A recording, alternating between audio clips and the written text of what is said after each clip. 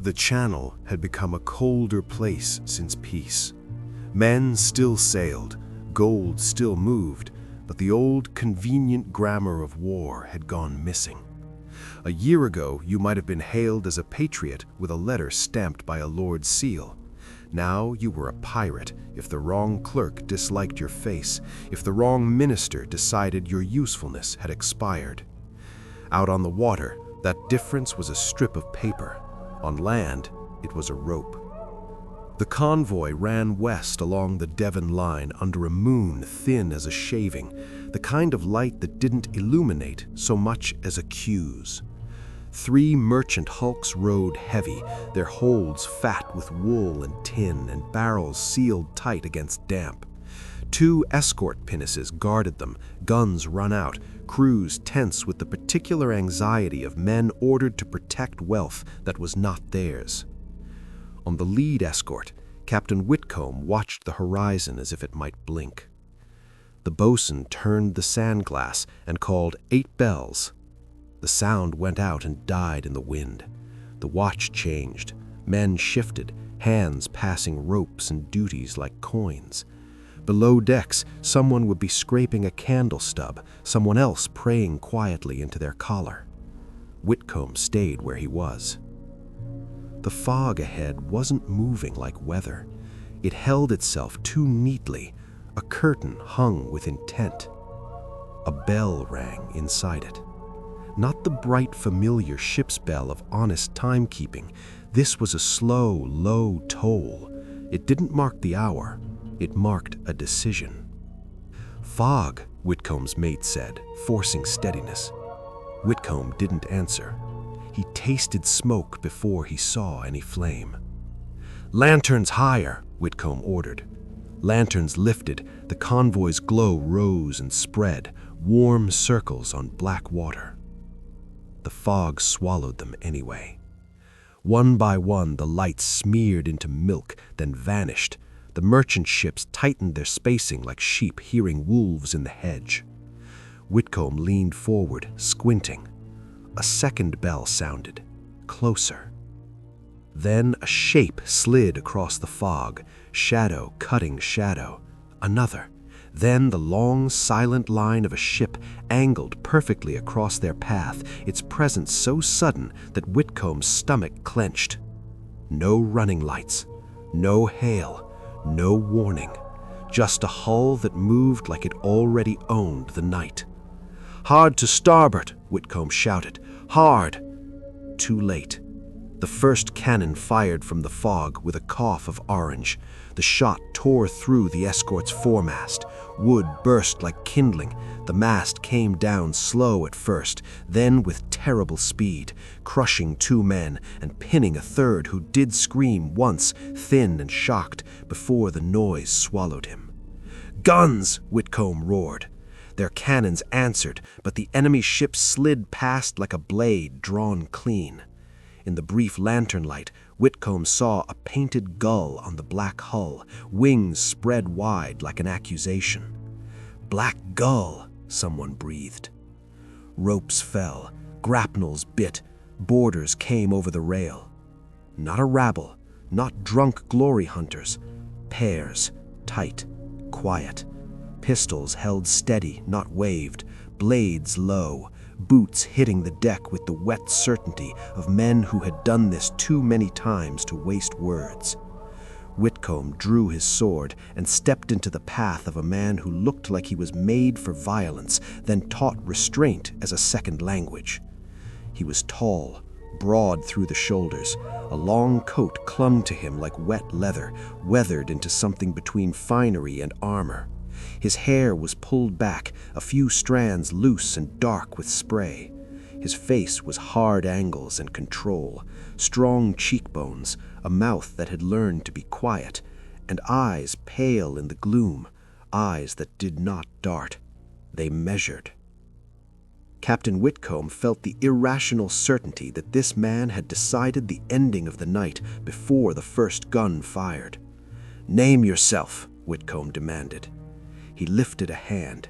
His crew slowed, not because he feared Whitcombe, because they obeyed him. "Corvin Vane," he said, voice low enough Whitcombe had to lean in to hear. "You're in my water." "It's the King's channel," Whitcombe snapped. Corvin's mouth curved into the faintest thing that might have been a smile if it had warmed anything. "Then tell His Majesty I'm very sorry." Whitcombe lunged. Corvin stepped aside like he'd been expecting the angle. Whitcomb's blade cut air.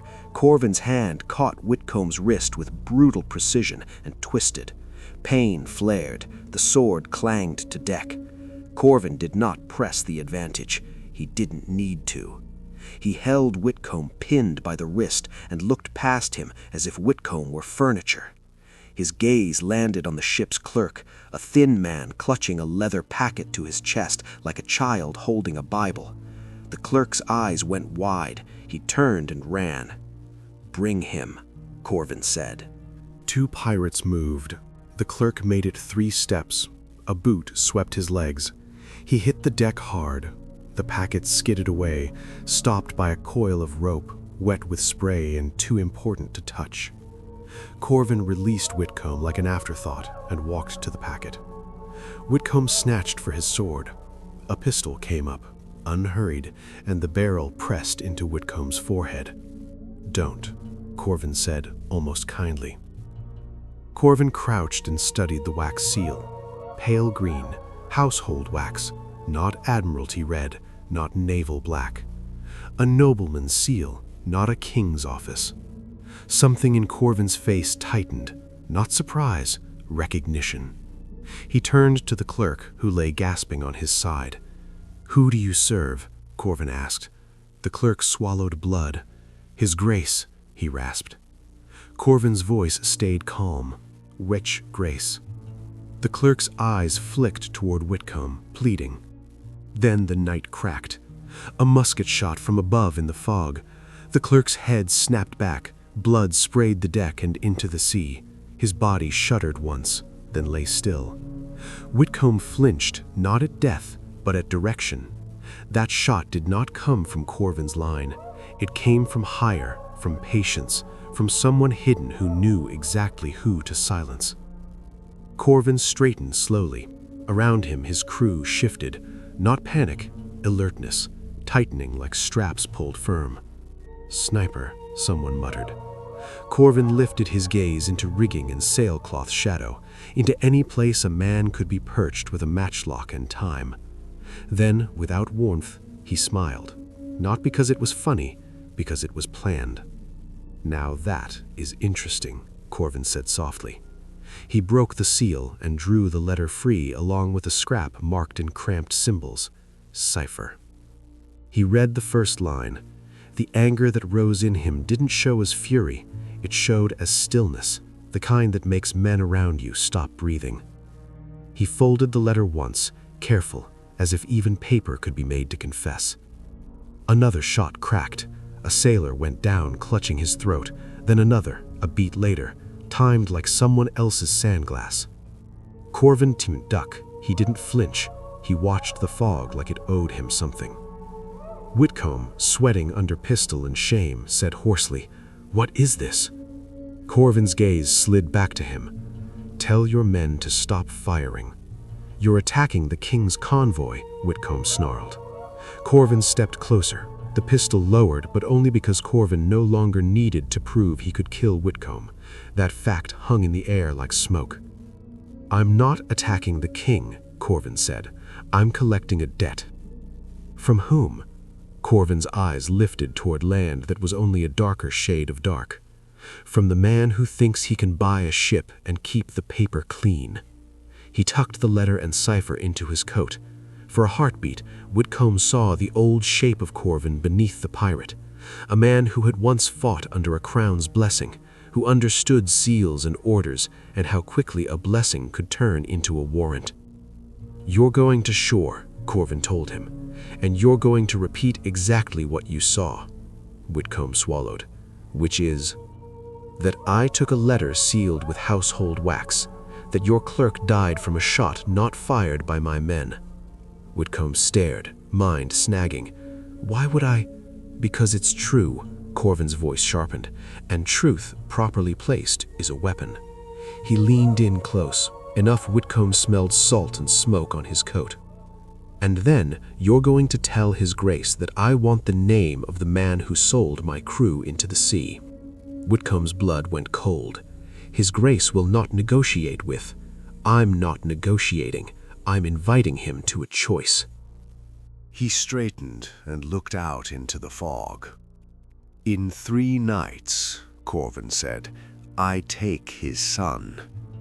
Whitcombe's mouth went dry. "He'll tear the coast apart to get the boy back." Corvin's eyes sharpened at the word boy, like he'd tasted something sour. "That," he said, "is precisely what I want."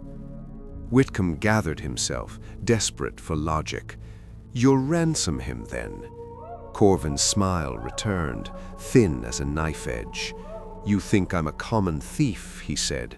"I'm offended." He turned away, already folding violence into an exit. His crew moved with him, canvas raised for cover, pistols aimed into fog, orders snapped low and quick. As Corvin walked, he spoke to his quartermaster without looking back. "Clear us before the next watch," Corvin said, "and find out everything about Adrian Harrow." Whitcombe's head snapped up. Corvin didn't glance back. If the sea is whispering his name, then the land is already writing his confession. By dawn, the sea did what it always did after blood. It pretended nothing had happened. Charred timber bobbed in the swell. A broken spar, a torn strip of sail like a surrender that arrived too late. The convoy limped toward shore with one escort half-masted, men counting their dead by habit, because grief took too long. Inland, time was kept by bells and servants and the constant hunger of rumor. The port town was already awake when the first messenger arrived, boots muddy, breath steaming. A proclamation was drafted before noon because crowds were easiest to steer when they were hungry and angry and certain the world owed them an answer. In a hall that smelled of beeswax and polished oak, His Grace sat beneath a painted ceiling and listened with a face arranged into grief. Adrian Harrow stood to his right, perfectly composed, dressed as if he'd been invited to dine rather than condemned. Velvet doublet, restrained embroidery, a collar fastened with a neatness that suggested either arrogance or prayer. He wore elegance the way some men wore armor. When the clerk finished, the Duke turned, the firelight catching his signet ring. "My son," he said softly. Adrian inclined his head. "Your Grace." The Duke's expression flickered, a small warning, as if correcting him would be unwise. The Duke said, voice pitched for the room, for the servants, for the invisible ears of gossip. "Do you understand," he asked, "the gravity of what is being said? That I am accused of possessing an imagination so powerful it can sail out into the channel and ambush convoys?" The clerk flinched. One of the household men coughed into his fist to hide a laugh. The Duke did not laugh. Adrian's eyes were bright, his mouth too calm. He was insulting without raising his voice, elegant cruelty wrapped in silk. The Duke leaned closer, smile still in place. "Watch your tongue." "My tongue is the only thing in this room that still belongs to me," Adrian said pleasantly. "Forgive me if I keep it." The Duke's hand settled on Adrian's shoulder, gentle as a blessing. It looked paternal. It felt to Adrian like ownership. Outside, the bells began to ring, the proclamation hour. A crowd gathered in the square because a crowd always gathered. People needed villains the way they needed bread. The Duke murmured, "You will stand where they can see you." Adrian turned his head slightly. "So they can hate me properly? So they can remember you properly." And there was a careful choice in the word remember, as if he was stacking the story in advance. Adrian's smile flashed, brief and wicked. "You do love your theater." The Duke's jaw tightened. Adrian moved toward the door. 2 guards fell in behind him. His cuffs were immaculate. His hands looked clean. Only his eyes betrayed the speed of his mind, already measuring angles, exits, names. At the threshold, Adrian paused and glanced back. "Who benefits from this, Father?" he asked lightly, as if discussing the price of wool. The Duke's smile did not reach his eyes. "England," he said. Adrian's gaze drifted over the room, the clerk with ink-stained fingers, the steward who would not meet his eyes, the chaplain who had suddenly developed an urgent interest in the floor. Adrian nodded once, slow. "How comforting," he said. "England has such a convenient appetite." He stepped out into cold air and noise. The crowd's murmur rose like a tide. And far out at sea, on a ship cutting west under lowering clouds, Corvin Vane sat in his cabin with the letter open beside a guttering lantern. He held the cipher scrap between thumb and forefinger like a sliver of bone. He wasn't a trafficker. He didn't buy bodies, but he profited from the same world that did, the way a man profits from taxes and stolen goods and the ugly things that move through ports when no one looks too closely. He'd killed for less than the price of a human life, and for more. He'd coerced, extorted, burned a man's future down for a phrase spoken in the wrong tavern. Not good. Fascinating, if you stood far enough away. He read Adrian Harrow's name again and felt the old sour taste of having once fought for a crown that would now happily hang him if it suited their paperwork. A knock sounded. "Captain," the quartermaster said through the door. Corvin didn't look up yet. "Alive?" "Aye." Corvin folded the letter once carefully and slipped it into his coat like a promise. "Bring him," he said. The door opened, and the cabin took in fog like a held breath. 2 men guided Adrian in by the elbows. His wrists were bound in front of him, rope damp and tight, yet he moved as if the restraint were an inconvenience someone had insisted on for form's sake. He stopped just inside the threshold. His gaze made one calm circuit of the room. Lantern, table, pistols on hooks, a map pinned by a knife, the stern window leaking cold moonlight, the men positioned where they could block the door or end a problem. Then his eyes found Corvin. Adrian's expression didn't change, but something in it sharpened with recognition, like a courtier meeting weather. "Captain Corvin Vane," Adrian said, voice level, almost courteous. "I've heard a great deal about you. Eddystone, lanternless, black hull, a gull painted under the anchor. The kind of story men tell twice because the first time sounds like bragging."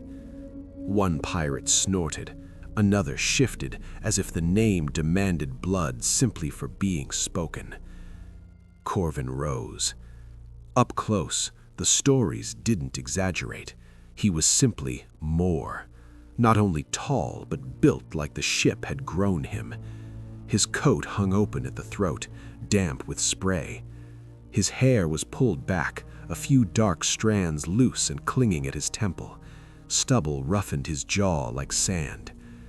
Corvin's eyes held Adrian, steady and unhurried. He'd expected a trembling aristocrat, a boy in velvet pleading. What stood in his cabin was a man who'd been taught how to stand in rooms where decisions were made, and decided he wouldn't shrink just because the floor was wet and the air smelled of danger.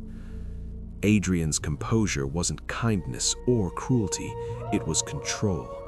The kind of beauty that didn't ask to be liked, it assumed it would be remembered. He hated that his first thought had been pretty, hated that his second thought was worse, sharp. "Thomas Harrow," Corvin said, "Duke of Greymark." Adrian's mouth curved. You did your homework. Corvin didn't take the bait. Henry Harrow is the heir, the good son, the one they polish for bishops and parliament. His gaze dropped briefly to Adrian's bound wrists. And you are the second. The spare, Adrian said at once. How scandalous. Did you mean to snatch my brother and settle for me? Corvin's voice stayed calm. If I wanted Henry Harrow, I'd have taken him on the open road with the bishop's party. Light escort, predictable pride. He looked Adrian over. I didn't come for the heir. His mouth barely moved. I came for the man who makes problems disappear.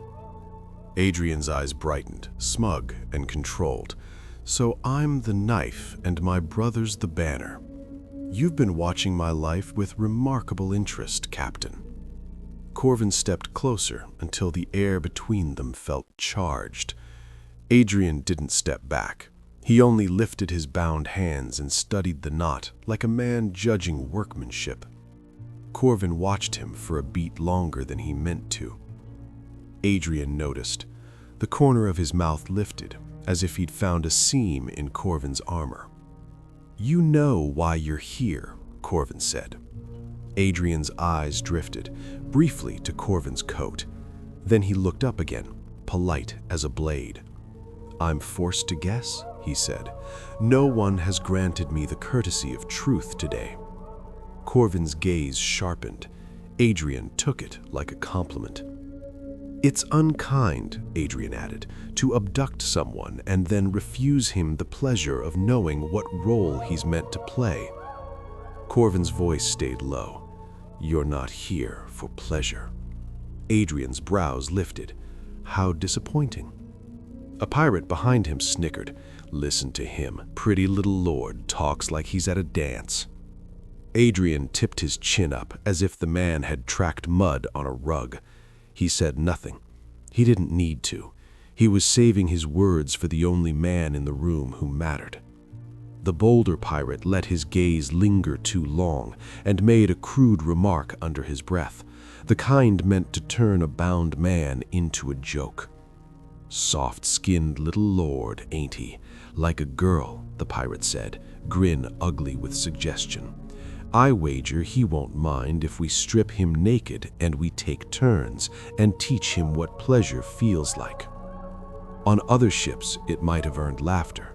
Corvin's men were infamous in port for loud nights and rough pleasure, and they wore that reputation with consenting pride. But Corvin ran one rule deeper than the legend. No one bound was anyone's sport. Corvin moved before the grin finished settling. His hand snapped across the pirate's mouth, sharp enough to turn laughter into silence. The cabin went still. Watch your manner, Corvin said, flat. He is our guest. The pirate blinked, stunned not by the strike, but by the rule behind it. He swallowed hard and nodded quickly. Adrian watched Corvin with a new, careful attention. Not gratitude exactly, interest. Corvin turned back to Adrian as if nothing had happened. You're calm for a man in rope, Corvin said. Corvin's hand reached out and took Adrian's bound wrists. Adrian's breath caught once, only once. Corvin's hands were warm and calloused, sailor's hands, hands that didn't ask. He tightened the knot by a fraction, just enough to remind. Adrian held his stare. His fingers curled once, then relaxed as if he'd scolded his own body into stillness. Careful, Adrian murmured. If you keep touching me like that, Captain, your men will start to tell stories. A beat. Corvin's eyes darkened. He didn't look away. Let them, Corvin said quietly. Adrian blinked. Surprise sparked. Then he smoothed it into amusement. So you are exactly as advertised. Adrian drew a slow breath, then spoke as if discussing weather. The coast tells stories about you, he said. Not just that you're feared, that you're precise. Corvin's eyes narrowed a fraction. "They say you were born on a Navy deck, that your family was accused of treason in the Spanish war years, that the crown hung them for it." The cabin felt colder. Adrian kept going anyway, watching for the smallest crack. "They say you were 8 when they pulled you from wreckage," he said. "A sinking, rough water, half dead, too stubborn to finish." Corvin's gaze stayed on Adrian's face like a hand on a throat. "And they say," Adrian added, softer, "a ship out of Drake's old circle took you in, that a boy the crown wanted forgotten found a different kind of father at sea." The lantern hissed. The ship creaked. Corvin's eyes didn't move, but something in them tightened, a muscle reacting under control. Corvin leaned in, voice low enough to require attention. "The Royal Navy took 6 of my men," he said.